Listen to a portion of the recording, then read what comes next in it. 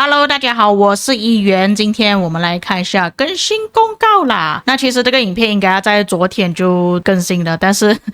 据说是韩国线下见面会啦，所以他们更新的那个速度有一点点快，所以他就直接把新统帅的消息还有更新的内容全部都放出来了。那这一次的更新是 1.1.01 版本哦，然后更新时间是在2025年11月13日，这个是国际服的时间。如果是国服的话，就是在17日，国服会比国际服还要慢了4天，然后更新时间2个小时。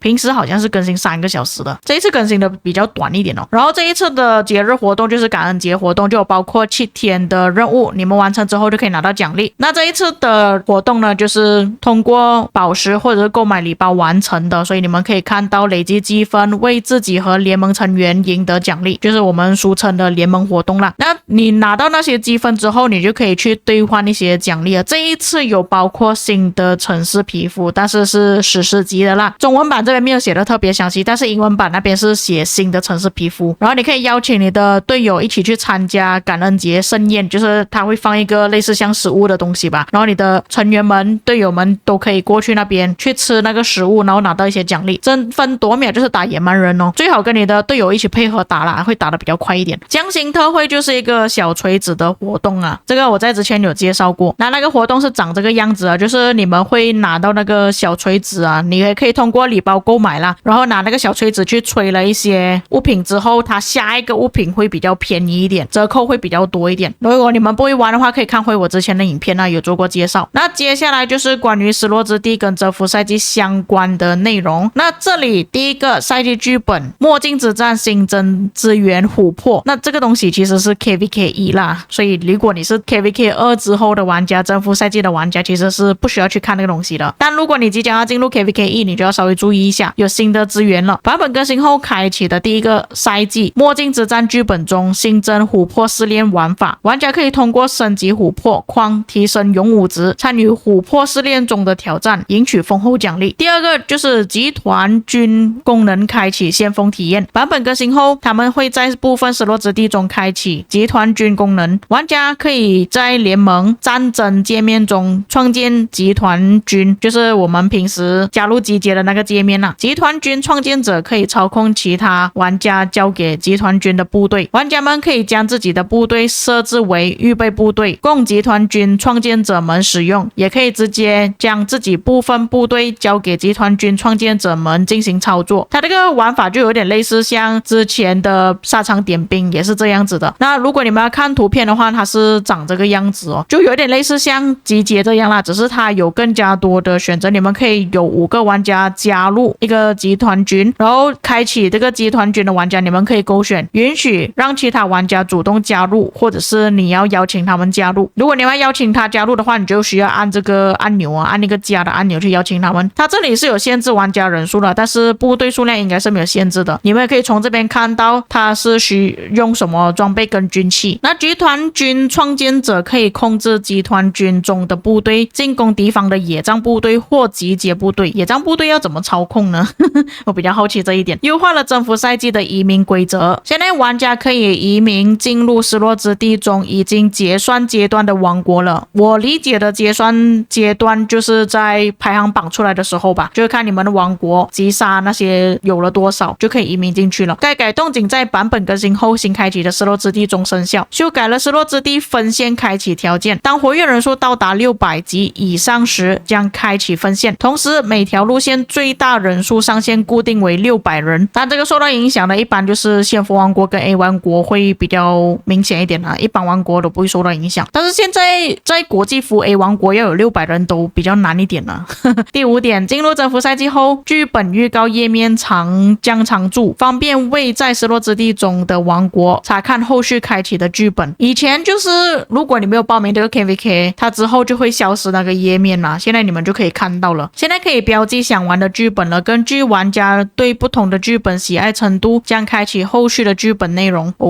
就讲它这个常驻不是说没有意义的，就是你可以点选你想要的剧本啊，你可以勾选，可能下一次它就会开启你想要的那个剧本了。优化了征服赛季失落之地奖励机制，赛季功勋将全面开启。这个功勋功能呢，之前也是在沙场点兵有出现过了，就是看你击杀的玩家有多少，它是根据击杀来进行一个排行榜的。一般的失落之地都是根据你的荣誉值有多少嘛，这个有一点不太一样。在版本更新后新开放的失落之地中，玩家和其他阵营的玩家发生战斗产生的击杀、重伤其他玩家的单位，以及己方部队产生的重伤阵亡单位，会按照单位的等级，也就是看 T1 到 T5 之间综合生成的赛季功勋值。战报中会显示本场战斗自身获取的赛季功勋，调整了部分征战成就将会以赛季功勋作为完成条件，所以之后你们想要通过 T1 来拿到奖励应该会比较难一点了，因为它调整了这个部分了。但它有一个比较好的地方，就是它不会只是光看你的战损比多好了，因为有很多玩家可能他击杀不是很多，但是他自己的重伤跟阵亡其实是很多的，所以如果以这个方式来做计算的话，那些默默付出的玩家，可能击杀没有这么厉害的玩家，装备军器没有这么好的玩家，也是有机会可以拿到奖励了，只要他们真的有去打仗的话。但是对于那些不想要认真打架，他只是想要完成奖励任务的那些玩家，可能会比较头痛一点了。操作及战斗体验优化，新增了队列管理功能。执政厅等级到达8等级之后将解锁队列管理功能，你可以通过队列管理功能查看建造部队、训练、科技研究、医院治疗、伺候探索和联盟捐献等多个功能状态，并实现快捷操作。你也可以在设置中关闭该功能。其实这个东西呢，我玩过这么多款策略游戏啦，很多策略游戏都已经有这个功能了，万国觉醒可以说是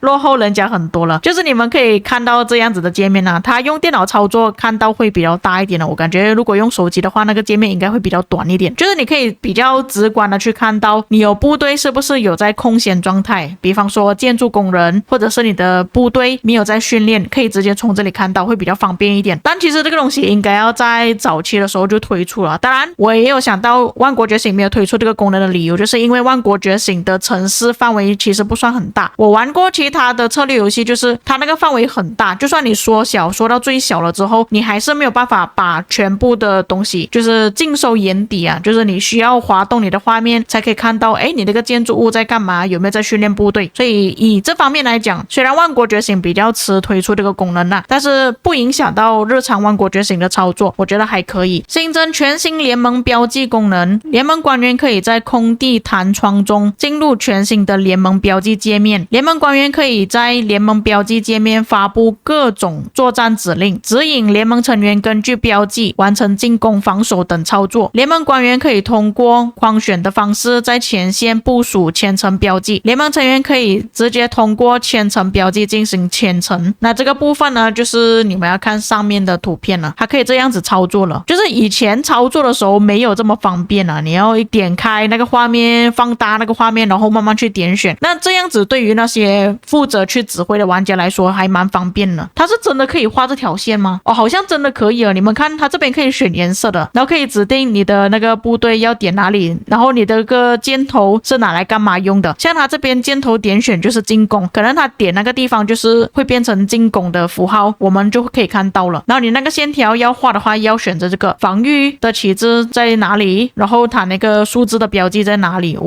这样全部都可以完全看到，很方便对于指挥来说是很方便的东西来的。优化了自动打野相关优化，参与自动打野的部队会尽可能同时对野蛮人发起攻击，先抵达攻击位置的部队会等待其他部队到达攻击位置有很多时候就是你自动打野的部队有一个跑得比较快，所以他就死得比较快支持批量设置参与自动打野的部队，设置中攻击次数调整为攻击野蛮人的部队数量，预计消耗的体力也会根据击败野蛮人部队的数量及参与自动打野的部队数量进行计算，优化了野外战斗的体验，多支部队集火进攻时闪开的角度调整为更小了官方终于更新那个东西了，因为我们现在打架还是散开了，就很考验你的操作。本条优化警队野战部队生效，部队野蛮人集结驻防建筑生效啊，只有我们野战的时候才可以啊。现在在战略视角下，长按部队、野蛮人据点等也可以换出空地弹窗，避免在大规模战斗中无法使用行军和激战行军的问题。OK， 以我个人来讲啦，其实这几个更新我都是蛮满意的，就是有帮助到我平时的操作啦。但是我这边没有影片可以看了，这个可能要等官方他们出了那个预告影片的时候，我们再看它改到怎么样。这个我不确定有多少玩家需要用到啦，这个就是讲你那个点点模式的时候，点击也可以跳出那个空地弹窗了，这个也是蛮需要用到的。有一些玩家他们想要用激战行军了，但是他们又没有勾选那个激战行军的那个按钮，就变成说他们需要点空地才会可以开启激战行军的功能。有时候快捷战斗也不是这么容易操控啊，有很多问题存在啊。接下来玩法优化，对奥林匹亚之巅活动进行调整。我已经好多年没有玩奥林匹亚之巅了，所以我这边只能跟着读而已，我也不知道它改了之后有好还是不好修改了排位模式组队方式，超凡尊师及以上段位将无法再和其他玩家组队，仅允许单人匹配啊。优化了匹配的算法，让玩家们更容易匹配到和自身实力相近的对手和队友。调整了匹配和排位模式下战斗结束后获取的活跃度，删除了士气系统，修改了和士气相关的技能效果，修改了消极比赛判定方式，优化了低信誉分的惩罚模式。在统帅配置界面中加入了预设的装备存档、军器存档，并允许玩家们自行修改存档，调整了部分技能的效果。那这个就是奥林匹亚之巅呢，我个人是没有什么看法的。对黑暗堡垒讨伐战进行了优化，我讲到这个东西真的是生气啊！我的联盟是完全打不下来了，我只能这样子跟你们讲，因为我的王国其实很少人呢，就大概不到20个人嘛，你对于这种小王国来讲是真的完成不了，太难了。现在联盟官员设置讨伐时间后，联盟成员会收到对应的邮件提示啊，就这样子，他没有其他的更新了，没有说要针对不同王国玩家的数量去调整它的难度吗？我有点傻眼了。对作战演习活动进行了优化，演习开始前可预编辑洛哈的技能激活顺序，这个部分在上面可以看啦，它有放那个图片可以给大家看，就是你们可以优先先点啦，这样你就不需要每次打完了洛哈之后又要进来这个界面再点，它会跟着顺序慢慢去开启，这个还蛮方便的。对联盟总动员活动进行了优化，生效范围开放时间大于60天的王国。那关于联盟总动员的话，这边也是有图片可以看了，你们可以看到它现在变成这个样子了，你完成之后可以拿到多少的分数，而且它还有这个什么东西，任务达人是什么？今日剩余数量，选择精选任务需要消耗1个任务令哦。那你这个任务令要怎么拿到的呢？新增高积分个人精选任务，可获得8次个人任务次数，且首次购买次数免费。交付任务可凭贡献币兑换奖励啊，之后就变成这样子啊，可以拿去兑换了，直接兑换你就不用去完成那个任务了，是这样子的意思吗？增加高积分个人精选任务，玩家可自行选择具体的任务内容，选择精选任务需要消耗任务次数和额外的道具任务令，选择后即接受任务，然后新增那个礼包，购买后可以获得任务令还有丰厚奖励。调整了个人任务次数，活动开启时玩家将获得8次任务次数，任务阶段可每天购买一定量的任务次数，且每日首次购买次数时免费。交付任务可获得与任务积分等值的贡献币，贡献币可以在活动商店中兑换奖励。增加了领取联盟等级奖励时的个人积分要求，当取消任务或任务失败时，将自动返还接取任务时所消耗的任务次数和任务令，同时该任务将返回至任务列表中。我不确定这个改了之后会不会比较好一点呢？我感觉改了之后还是要花更多钱了美术效果更新，远征玩法内地图更新全新美术效果啊。然后呢，你更新它的美术效果，你要更新艾塞尔啊，换成别的统帅啊。遗城纷争及三番问鼎活动的地图更新全新美术效果，这个就是有点类似像王者荣耀的那个活动了。部队远程形态更新美术效果，那它这边就没有放图片了，我们暂时看不到它美术更新到怎么样了。其他功能对拘禁名单功能进行了优化，这个我在之前有讲过了，就没有什么用处。在先锋王国内，个人战力排名前100的玩家不可以被添加进入拘禁名单，但如果你不是先锋的话，个人排名战力前50的玩家不可以被添加进入拘禁名单。这样对于我的王国来说也是没有用的。虽然它是压缩变成前50个玩家不可以啦，但是假设说你真的有一些捣乱的玩家在前50怎么办呢？在前100怎么办呢？所以我觉得它那个优化跟没有优化没有什么太大的差别啦，跟之前它差不多。战力低于5000万的玩家将不再受排名限制，可被添加至拘禁名单。就是低于5000万战力以下的玩家是没有人权的，他们可以被锁进去。可以添加位于失落之地中的玩家这个部分在前阵子也是有玩家联络我他就有问到我，就是他已经进入失落之地了，可不可以添加进去？但很可惜是不能啦，但是在这次更新之后就可以添加进去了。被添加后，玩家将被传送回原王国，并且在被移除出拘禁名单前无法再迁城进入该失落之地这个更新就可以，我认可这个更新。它上面那两个可能一般般吧，但是这个我觉得是 OK 的，是很需要的。拘禁名单添加冷却时间缩短为10秒，修改了国王技能激励，降低了冷却时间，新增效果受到远程部队攻击时，根据攻击者的数量获得远程伤害抗性。对文明风格切换功能进行了优化，城市等级到达16等级之后，文明风格切换界面新增文明争议单独替换功能，可供玩家更灵活地选择文明外观和文明争议。在单独替换文明争议的选项中，额外新增了2个独特的工程类文明争议效果。这个部分你们可以看它放出来的图片啊，现在是已经可以看到了，就是它之后改了就会变成这样子啊。你们可以选择要哪一些争议。有一些玩家他们是比较喜欢那个文明特色而已，但是他要的争议并不是那个文明拥有的争议啊，所以你们可以这样子选择。但是他换的话还是需要用到那个文明转换呢，还是需要消耗的。第4点，酒馆中的黄金宝箱以及此前可获得埃及艳后山的女王石田三成雕像的统帅雕像道具中，现在可以获得批评山师和卡西米日或其他雕像了。这个在之前我也是有问过客服了，就讲你这2个统帅采集统帅你设计出来不能在黄金宝箱里面拿到，又不能在那个箱子里面拿到，这样我们要怎样去获得？你要我丢通用镜头下去吗？所以他们这一次更新终于加入了，上一次更新他们没有写。那如果你现在还有那个箱子的话，可以留着，那等更新之后再去开箱子，然后你就可以直接把这2个统帅给觉醒了。每日特惠中的进阶特惠将在每次有新统帅加入每日特惠时出现。阿卡琉斯跟赫克妥将加入传说酒馆。